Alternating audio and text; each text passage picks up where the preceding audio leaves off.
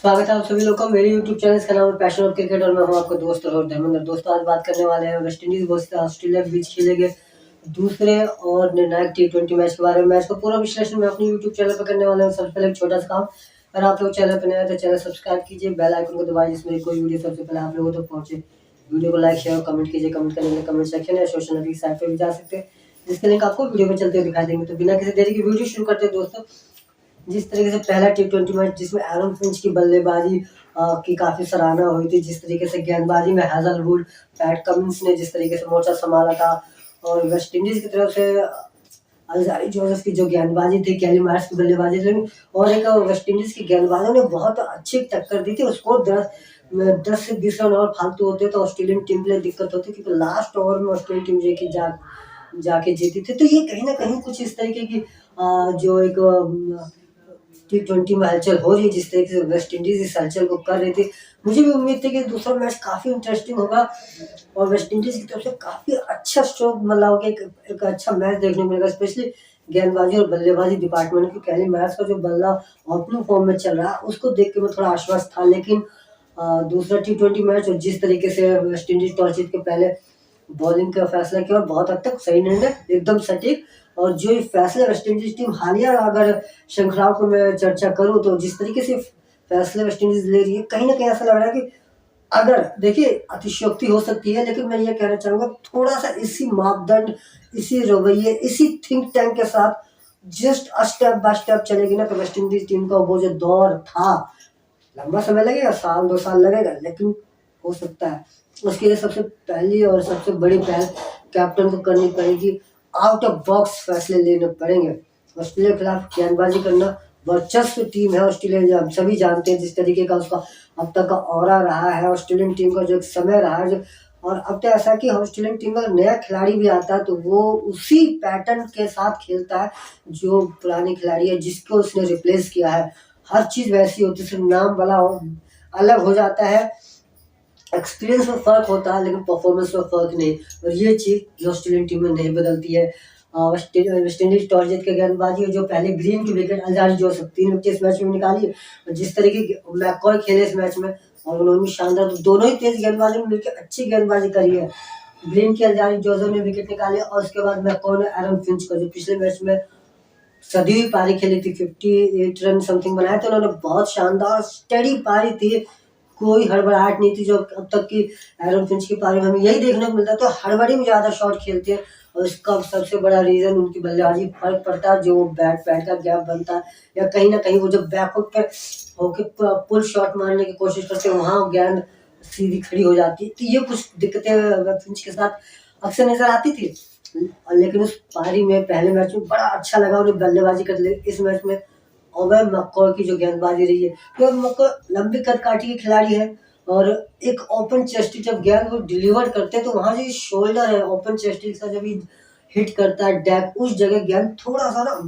Open up हो जाती है, और जब गुड लाइन से गेंद उठ के बाहर निकलती है, हम ये कह सकते हैं आउट स्विंग होती है, तो वहां एडजस्ट करना स्पेशली फिंच जैसे प्लेयर के लिए, क्योंकि वो उनकी अंदरूनी मानसिकता ये रहती है कि मुझे हिट करना है, वो अपने आप को इसी तरीके से प्रिपेयर करते हैं, तो वहां गेंद गुड लाइन से स्विंग हो जाती है, थोड़ी दिक्कत हुई, और वही काम हुआ। फिंच की विकेट मैककॉय ने निकाली, उसके बाद स्मिथ स्मिथ के साथ दिक्कत जो मैं अभी तक समझ पा रहा हूँ कि शायद ऐसा ऑस्ट्रेलियन क्रिकेट टीम या थिंक टैंक या मैनेजमेंट ये दर्शाने की कोशिश कर रही है, स्पेशली T20 मैचेस में, जो अब तक देखने मिला कि उनके लिए जगह नहीं है, इनको शायद कैरी कर रहे हैं, एक बर्डन कैरी कर रहे हैं ऑस्ट्रेलियन मैनेजमेंट। ये दोनों ही मैंने मैचों में देखा, वो अपनी तरफ से कोशिश की, लेकिन एक स्मिथ जैसा बल्लेबाज आई थिंक 5वें 6ठे नंबर पे बल्लेबाजी करे, इससे बेहतर है कि आपसे ना खिलाए, और ये उसके साथ जस्टिफाई होगा। तो क्योंकि इस पोजीशन में एक हर खिलाड़ी का ना, हर खिलाड़ी का क्लास है, उसका अपना तरीका होता है बल्लेबाजी करने का, और उससे हटके आप उसे कुछ एक आध मैचेस में हम समझ सकते हैं कि इसी मैच में ओपनिंग स्लॉट बहुत अच्छी चलेगी, first down second down players में थे, ओपनिंग ने 15 ओवर में तकरीबन 150 से ऊपर रन का स्कोर किया, उसके बाद मैक्सवेल बनते हैं, ग्रीन बनते हैं, मैथ्यू वेड बनते हैं, तो ठीक है, अब स्मिथ को डाउन ऑर्डर करते जाइए, एंड में उनको बल्लेबाजी मत आने दीजिए, क्योंकि ये तो सिचुएशन की डिमांड है। लेकिन इस पोजीशन में जब फर्स्ट विकेट गिरने के बाद, सेकंड विकेट गिरने के बाद, टेन स्मिथ, आई थिंक वो कैलिबर सूट नहीं करता ना स्मिथ, को हम आज भी स्मिथ उस कैलिबर के प्लेयर हैं जो इस समय की जो बेहतरीन बल्लेबाजी में जो है उनके मुकाबले खड़े होते हैं।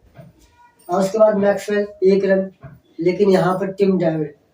जो एक एंड से वार्नर, हम वार्नर की चर्चा अभी नहीं कर पाए, वार्नर जो एक एंड से अपनी बल्लेबाजी और क्रीज को दोनों को संभाल कर रखे हुए हैं, दोनों ही सचिव परफॉर्मेंस, और यहाँ उनको साथ टिम डेविड का मिला। जिस तरीके से टिम डेविड का घरेलू प्रदर्शन रहा है और लीग मैचेस में जो प्रदर्शन रहा है, अच्छा खेलते हैं। और सबसे बड़ी बात इनकी खूबी क्या है, कैन बॉल 2 ओवर 3 ओवर या 1 ओवर निकाल सकते हैं और ब्रेक थ्रू प्लेयर है। किसी समय में ये वर्ड सचिन के लिए यूज होता था, स्पेशली टेस्ट मैच या ओडीआईज के लिए, कि अगर ब्रेक थ्रू चाहिए तो कहीं ना कहीं सचिन वो दिलाते थे। I am not comparison to Tim David with the greatest player in the world history of cricket, मैं तुलना नहीं कर रहा, लेकिन एक ना सिमिलरिटी की बयां कर रहा हूँ कि उस तरीके का है टिम डेविड। तो यहाँ बल्लेबाजी से उन्होंने 42 का स्कोर किया और एक बहुत अच्छा जो एक समय वेस्ट इंडीज की टीम ऐसा लग रहा था कि शायद अपनी गेंदबाजी के बल पे ऑस्ट्रेलियन टीम को धराशायी कर चुकी थी, लेकिन वहाँ टिम डेविड, वार्नर और एंड में मैथ्यू वेड ने 16 रन बनाया, लेकिन वो कारगर थे, वो सही थे, उस जो लड़खड़ाती हुई पारी को संभालने के लिए बहुत सही थे। आपका वार्नर की बल्लेबाजी एक एंड से विशुद्ध बल्लेबाजी चलती आ रही थी और उसी का एक नतीजा था कि 178 रन का स्कोर जो ऑस्ट्रेलियन टीम कर पाए, वेस्ट इंडीज की इतनी अच्छी गेंदबाजी होने के बावजूद। गेंदबाजी पर अगर हम एक नजर डालें, जिस तरीके से गेंदबाजी रही है, कैली मार्श, पहले मैच में कहा था कैली मार्श आई थिंक उससे बॉलिंग की ओपन कराना just a fact of good luck, ऐसा शायद वेस्ट इंडीज टीम मानती होगी। इस बार 2 ओवर दिए, 2 ओवर में 16 रन दिए उन्होंने।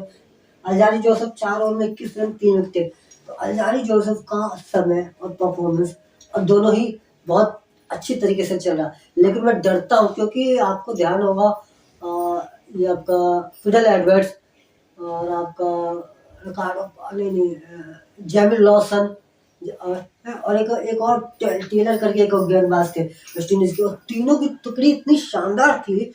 तो तकरीबन 10 साल 12 साल पहले की बात, आई थिंक इसी 8 से 10 साल पहले की बात थी। तो ये तीनों इतने विशुद्ध गेंदबाज वेस्ट इंडीज के, आई थिंक ये तीनों खेलते रहते तो वेस्ट इंडीज को समय लौट रहा था, लेकिन अचानक से कुछ ऐसा हो जो हमें अभी तक नहीं पता चल पाया और ये तीनों एक एक करके टीम छोड़ते गए। और आप पास्ट में देख सकते हैं, अभी इंडिया का लेजेंड्स लीग हो रही है, उसमें ये आपके गेंदबाज खेल रहे हैं, लेकिन वेस्ट इंडीज क्रिकेट के लिए नहीं खेल रहे। और ये सबसे बड़ा दुखद है, जो खिलाड़ी अपने चरम पर पहुंचता, जो अपना बेस्ट परफॉर्मेंस देने लगता, वहीं से वेस्ट इंडीज बोर्ड से उसकी कुछ खटपट होती है, वो निकल जाता। तो इस चीज से मैं थोड़ा सा चिंतित हूँ। अल्जारी जोसेफ पिछले कई महीनों से अच्छा परफॉर्मेंस दे रहे हैं, उनके साथ भी कोई यही हर्ष ना हो। मकॉय 3 ओवर 33 रन 2 विकेट, आकिल हुसैन 3 में 22 रन, वॉरेन स्मिथ 3 में 24 1 विकेट। तो ये गेंदबाजी जो चार्ट रही, स्पेशली इर्द गिर्द मकॉय के और अल्जारी जोसेफ की तरफ घूमती रही। इस लक्ष्य का पीछा करने जब वेस्ट इंडीज की टीम उतरी, तो शायद इस बार कैली मार्श का और जो एक परफॉर्मेंस के विकेट ज्यादा नहीं गिरी है,